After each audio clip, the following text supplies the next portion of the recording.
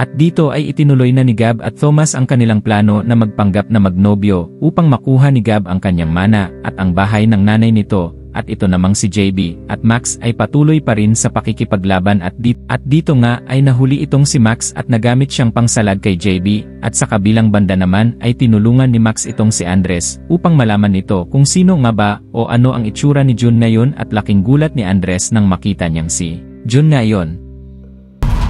Yan ang requirement mo, di ba? Kakasal ka? Agad? See you at the wedding? Nong, si Gab Rivera, ang babaeng mapapangasawa ko. Sinong pumoprotekta sa'yo sa mga Ilocano? Gusto ko lang din makita itsura ni Jun ngayon. May mga AI protection tools ako. If we have enough data, tulad ng baby pictures ni June, possible na makuha natin kung ano yung itsura niya today. Okay ka lang?